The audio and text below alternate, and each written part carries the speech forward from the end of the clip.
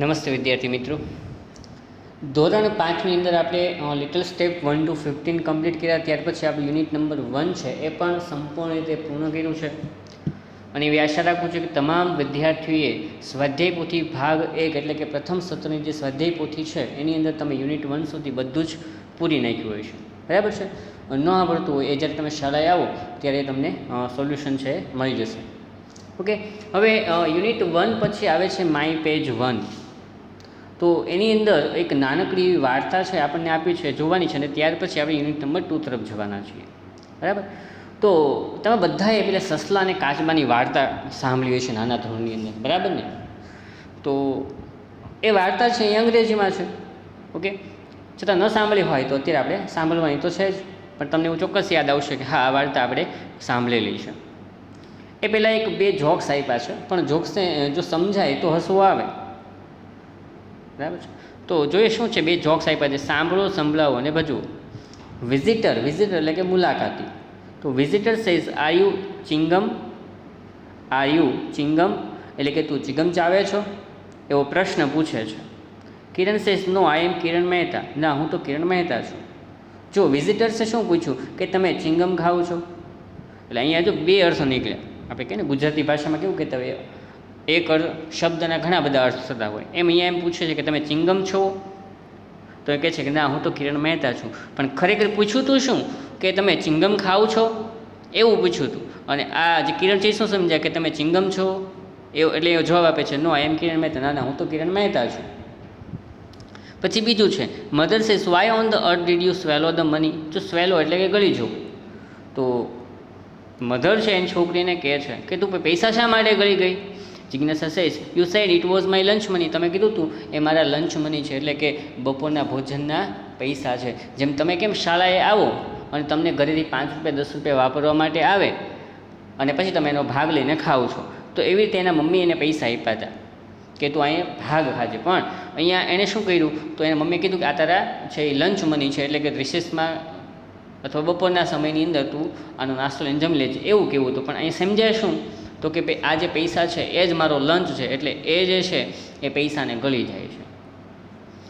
પછી સરસ મજાની એક વાર્તા છે, વાર્તા સાંભળો અને વાંચો. તો સૌથી પહેલાં હું ઓનલી ફોર ઇંગ્લિશમાં રીડિંગ કરું છું, તમારે ધ્યાનથી સાંભળવાનું છે. પછી આપણે એનું અંગ્રેજી ફરીવાર વાંચશું અને ગુજરાતીમાં ટ્રાન્સલેટ કરશું. ઓકે, અત્યારે કયો શબ્દ કેવી રીતે વંચાય છે એનું બરાબર ધ્યાનથી જોજો અને સાંભળજો. A hare and a tortoise were neighbours. They lived in a forest. Once the hare laughed at the tortoise. You cannot overtake me. You are very slow. The tortoise said, let's run a race and see. The hare said, I run fast, you walk slow. I will win. They started the race. The hare ran fast. Soon it reached at the top of the hill. The tortoise was much behind. The hare thought, let me take some rest. Soon the hare was fast asleep. The tortoise also reached at the top of the hill. It woke up the hare. They were on the top of the hill. The hare said, thank you. You woke me up, but I will win the race. The tortoise said, let's see. The tortoise pulled its head and legs inside its shell. It looked like a ball. It rolled down the hill. The hare could not overtake it. The tortoise won the race. Okay, તો આ વાંચન કર્યા પછી ફરી એકવાર આપણે પાછા આપણી વાર્તાની શરૂઆત કરીએ. તો જોઈએ, જો અહીંયા હેર એટલે એ સસલું અને ટોર્ટોઇસ એટલે કે કાચબો. તો hare and tortoise were neighbours. Neighbours એટલે કે પાડોશી. તો એક સસલું અને કાચબું છે એ બંને પાડોશી હતા. દે લીવડ ઇન અ ફોરેસ્ટ. એ જંગલમાં રહેતા હતા. Once the hare laughed at the tortoise. એકવાર સસલું છે એ કાચબા તરફ હસીને કહે છે, you can not overtake me. તું મારી આગળ નીકળી શક નહીં, એટલે કે હું તારાથી વધારે ઝડપથી દોડી શકું, તું મારી જેટલું દોડી શક નહીં, એટલે કે તું મારી આગળ નીકળી શકીશ નહીં. You are very slow. તું ઘણો ધીમો છે. તો ટોર્ટોઇસ સેડ. કાચબાએ કીધું, let's run a race and see. ચાલ આપણે રેસ લગાડીએ અને જોઈએ ભાઈ કોણ જીતે છે.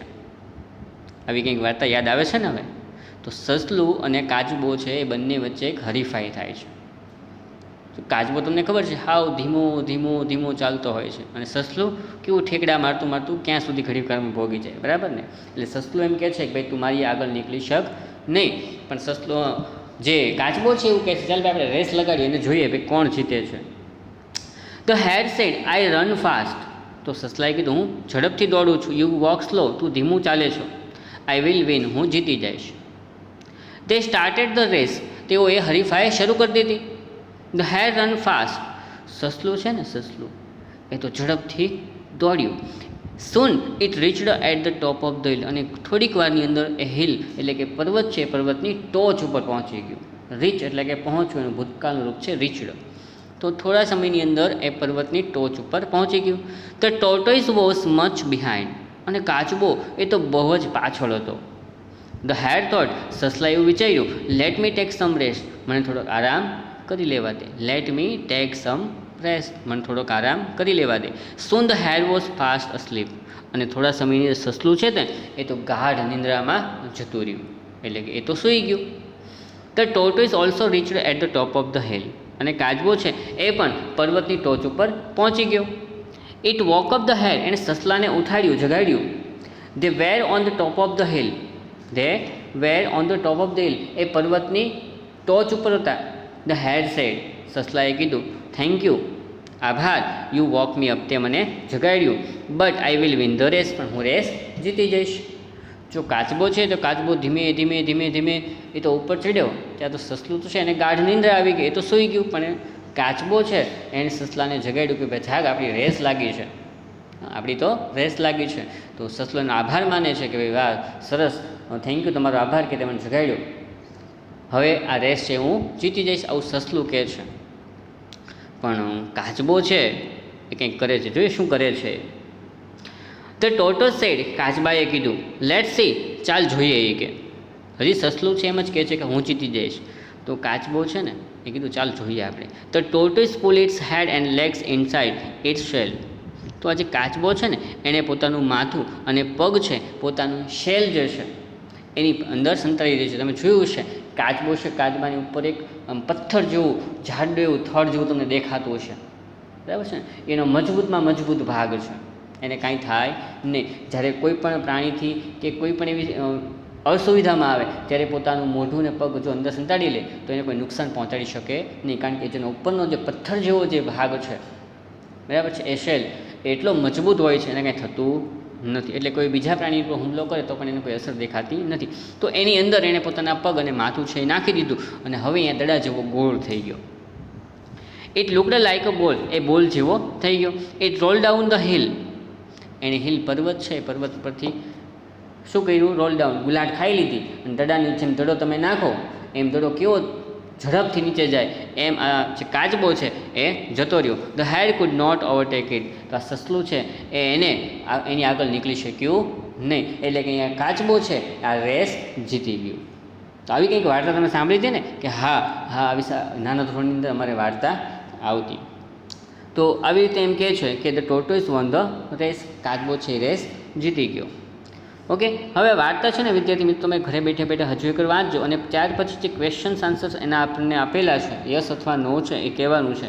તો આપણે કહેવાનું છે પણ તમે એકવાર વાંચી લેજો જેથી કરીને તમને વધારે ખ્યાલ આવે. The head and tortoise lived in Ahmedabad, તો સસલું અને કાચબો છે અમદાવાદમાં રહેતા હતા. તો ક્યાં રહેતા હતા, એ તો જંગલમાં, અહીંયા નો આવશે. ધ હેડ રેન ફાસ્ટ, સસલું છે એ ઝડપથી દોડ્યું હતું, હા આ વિધાન સાચું છે એટલે કે yes. The tortoise reached the hill top first, કાચબો છે સૌથી પહેલાં જે પર્વતની ટોચ છે ત્યાં આગળ પહોંચ્યો હતો, બરાબર છે. તો આ વિધાન ખોટું છે, કોણ ચડ્યું હતું પહેલાં, સસલું, એટલે અહીંયા ખોટું આવશે. The hare became like a ball, સસલું છે એ બોલ જેવું લાગતું હતું, ના કોણ હતું, કાચબો. The tortoise won the race, કાચબો રેસ જીતી ગયો, આ વિધાન સાચું છે એટલે કે ટ્રુ.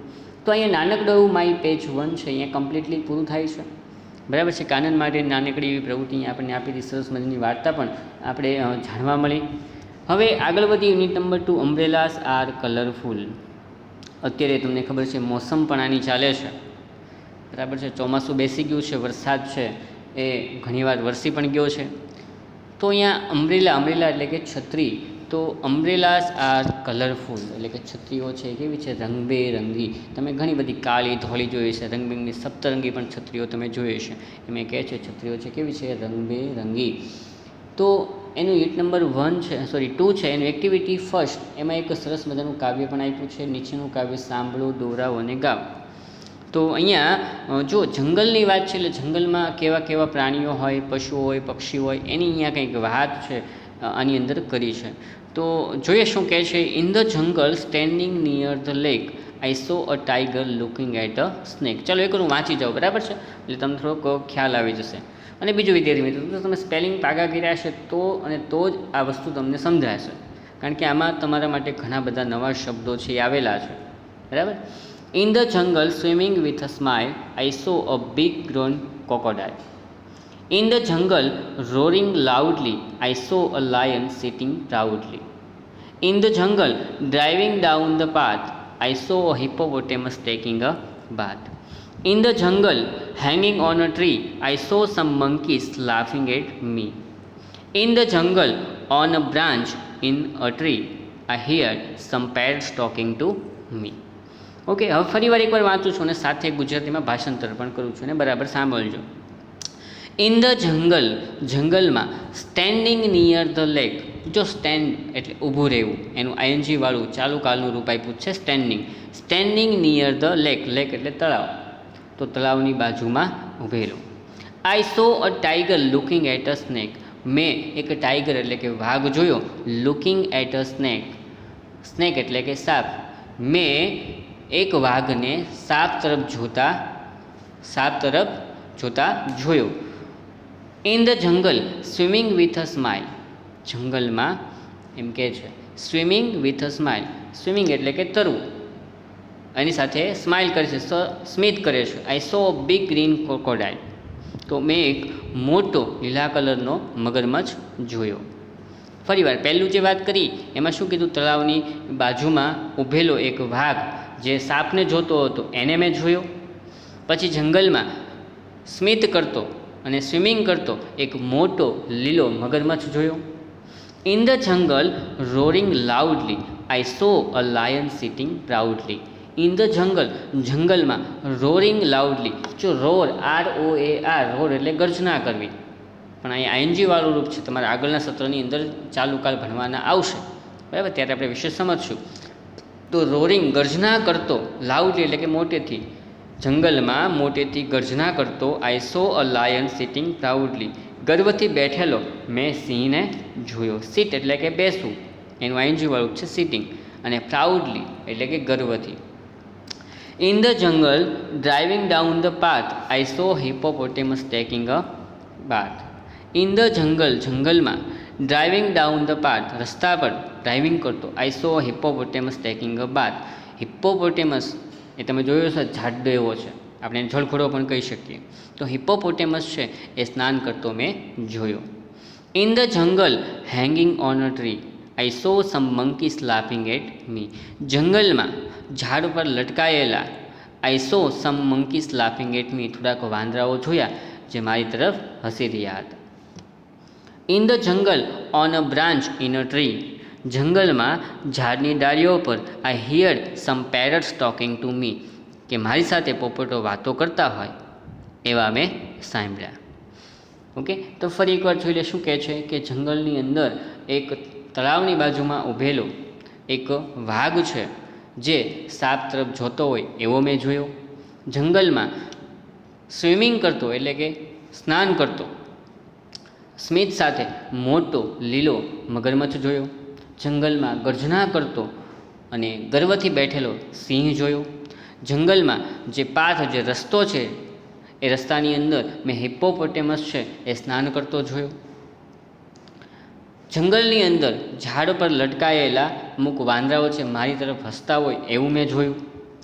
અને જંગલની અંદર જે વૃક્ષની ડાળીઓ છે એની ઉપર એમ કહે છે કે પોપટો જે બેઠા છે એ મારી સાથે વાતો કરતા હોય એવું મેં સાંભળ્યું. I heard some parrots talking to me. તો આ કાવ્ય છે, આ કાવ્યના સ્પેલિંગ પણ તમારે કરવાના છે. ચાલો થોડાક આગળ વધીએ તો આપણી એક્ટિવિટી 2 જે છે સરખા પ્રાસવાળા, યાની કે રાઇમિંગ શબ્દો છે જોડો. જો મેં તમને ઘણીવાર એવું કીધું છે કે તમે અંગ્રેજી વાંચતા શીખો તો અંગ્રેજી વાંચવાનો ફાયદો શું, તો અહીંયા તમને ઘણો બધો ફાયદો દેખાય છે. 100 સરસ મજાનું અંગ્રેજી વાંચતા આવડે એટલે કોઈ પણ સેન્ટેન્સ કે કોઈ પણ વર્ડને આપણે સારી રીતે વાંચી શકીએ છીએ. બરાબર છે. તો અહીંયા એક જે રાઇમિંગ વર્ડ્સ આપ્યા છે એને તમે વાંચો તો પાછળનો જે પ્રાસ છે એ મળવો જોઈએ. બરાબર છે. એવું ઉદાહરણ આપ્યું છે લેક, જો હું બોલું છું એને બરાબર સાંભળજો અને પાછળનો જે પ્રાસ કઈ રીતે મળે છે એ જોવાનું છે. લેક સ્નેક, જો લેક સ્નેક, તો પાછળના જે શબ્દો છે એનું પ્રોનાઉન્સિએશન સેમ થાય છે. બરાબર છે. એટલે કે સરખા પ્રાસવાળા શબ્દો છે તમારે લખવાના.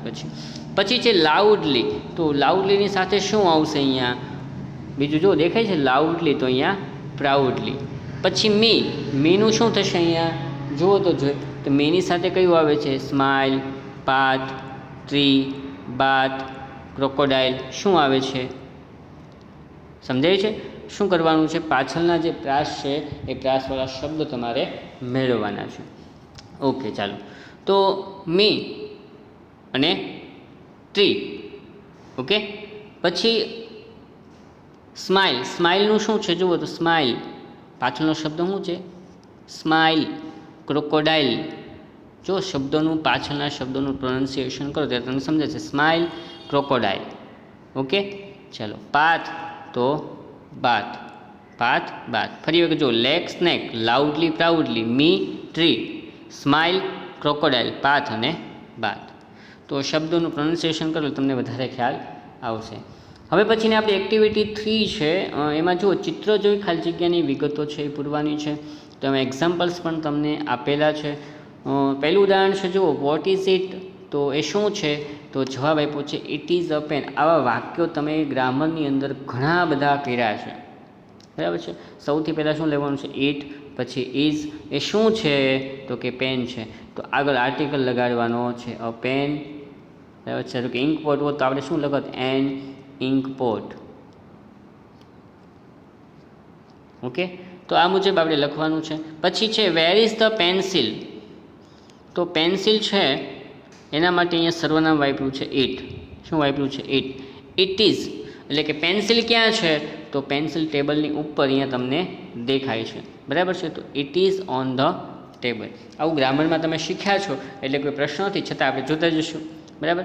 વોટ ઇઝ ઇટ, આ શું છે, આ શું છે, તો ઇટ ઇઝ એ કેમલ, ઊંટ છે, it is a camel. Okay, બીજું છે what colour is the fish, ફિશનો કલર કેવો છે ભાઈ, ફિશ માટે સર્વનામ શું વપરાય છે, ઇટ. બરાબર, પહેલો અક્ષર કેપિટલ કરવાનું છે. It is blue, A blue કલરની છે ભાઈ. ઓકે, પછી અહીંયા જો તમને જવાબ આપી દીધો છે ઇટ ઇઝ અ ડોગ, તો અહીંયા શું પ્રશ્ન કર્યો હશે, તો what is it, what is it, આ શું, તે શું છે, તો ઇટ ઇઝ અ ડોગ, એ કૂતરો છે. ઓકે, પછી જુઓ where is the dog, dog ક્યાં છે, તો ડોગ ક્યાં દેખાય છે તમને, ટેબલની નીચે દેખાય છે. ટેબલની ઉપર હોય તો ઓન આવે, ટેબલની નીચે હોય તો અંડર આવે.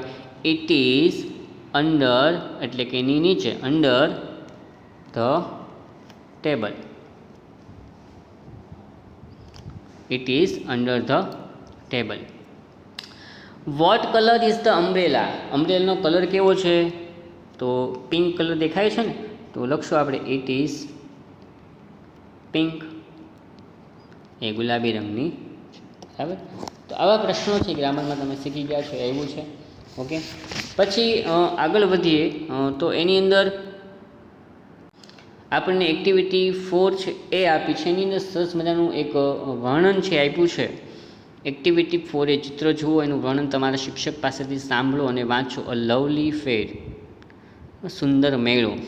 તમને બધાને ખબર છે હવે આપણે મેળાઓ છે શરૂ થવાના છે, પણ કોરોનાને કારણે આપણે મેળામાં જઈ શકશું નહીં, પણ આપણે મેળાનો આનંદ બહુ માણ્યો છે. બરાબર ને, તમને બધાને મેળામાં જવાની ખૂબ મજા આવતી હશે. એ સરસ મજાનો નાસ્તો છે એ મળે, કેટલા બધા સારા સારા રમકડાઓ છે મળે, ચકડોળમાં બેસવા મળે, નવા નવા કપડાં પહેરવા મળે. આવું ઘણો બધો આનંદ છે ને એ આ મેળાની સાથે સંકળાયેલો છે.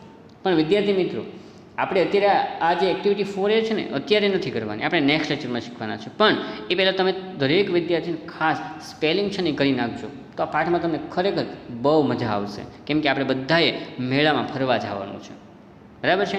તો તમે નેક્સ્ટ લેક્ચરની રાહ જુઓ અને તમે તૈયાર થઈને બેસજો. આપણે બધાએ મેળામાં જવાનું છે, બરાબર છે. આપણે નાસ્તો કરશું, ચકડોળમાં પણ બેસશું, આઈસ્ક્રીમ પણ ખાશું. ઓકે, તો બસ અહીંયા સુધી આપણે રાખીએ. નેક્સ્ટ લેક્ચરમાં જ્યારે ભેગા થઈએ ત્યારે આપણે એક્ટિવિટી 4A છે અહીં આગળ જઈશું, બરાબર. ત્યાં સુધી આવજો. Thank you.